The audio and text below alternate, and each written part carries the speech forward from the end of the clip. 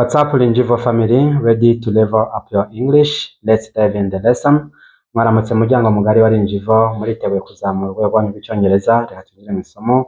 Salut la famille Linjivo, prêt à passer votre anglais au niveau supérieur.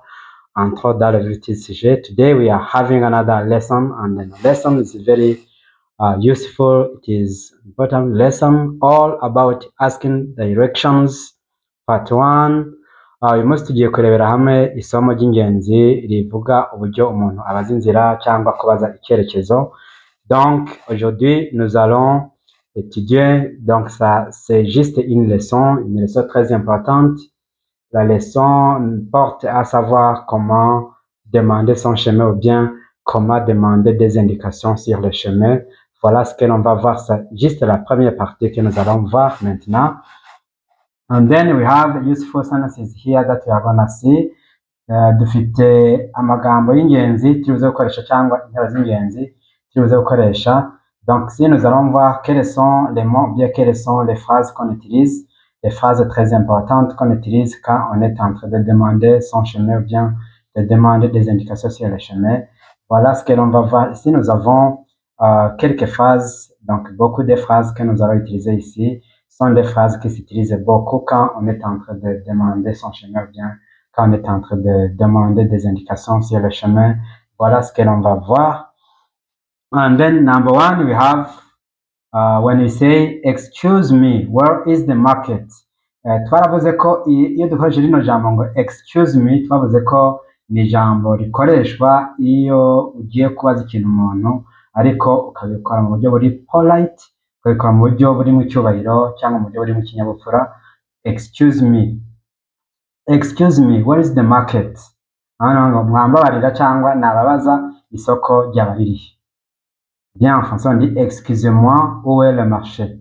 En français on peut aussi dire pardon, où est le marché? Excusez-moi, où est le marché? And then number 2 we have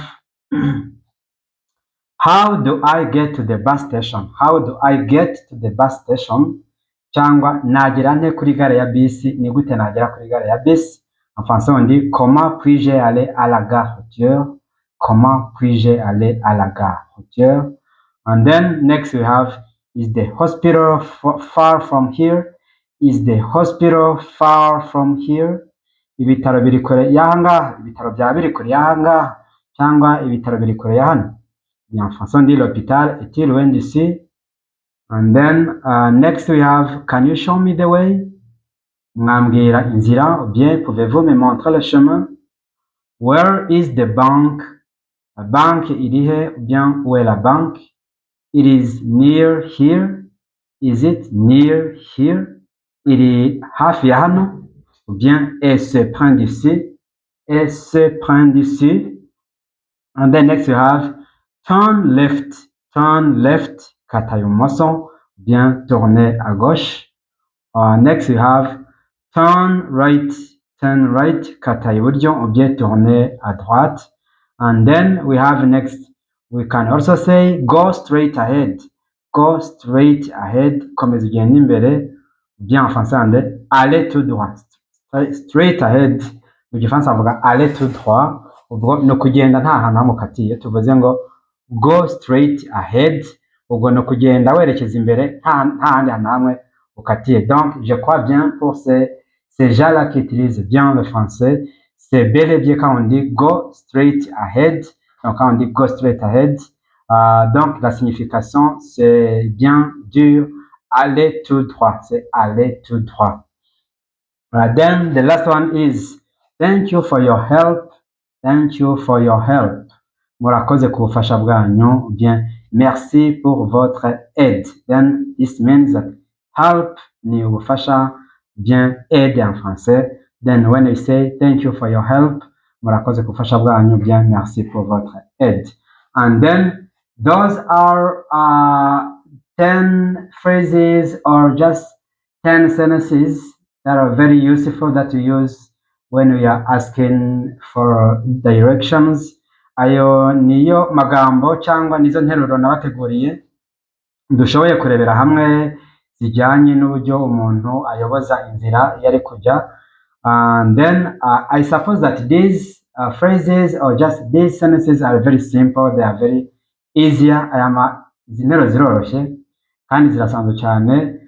Ndakeka ko muko mubibona n'amagambo asanzwe cyane dukunze gukoresha mu buzima bwa buri munsi. Donc j'aimerais aussi dire aux gens donc qui utilisent le français de pratiquer ce genre de conversation.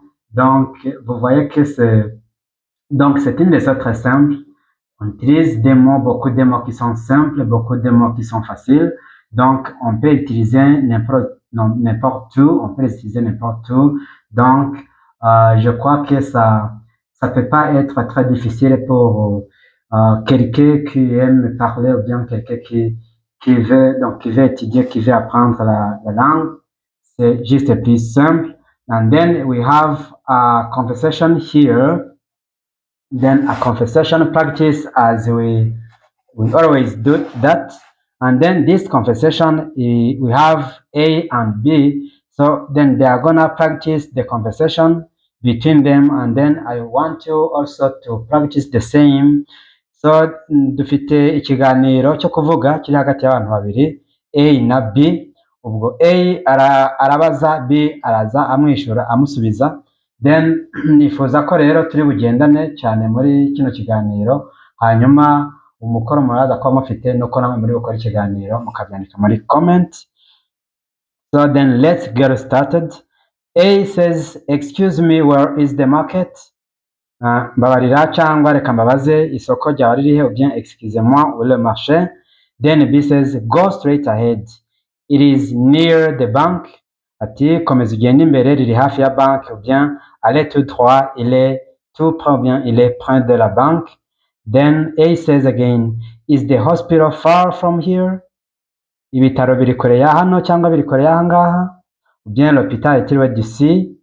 And then no, it's not far. Hoya ntabwo biri kure, ou bien non, il n'est pas loin.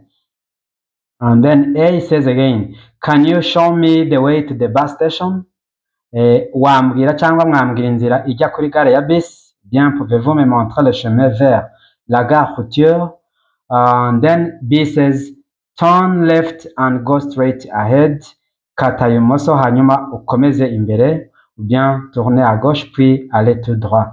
Then this is the conversation. Then you see this conversation is very sweet, it's very understandable. It's a very simple conversation that everyone can make.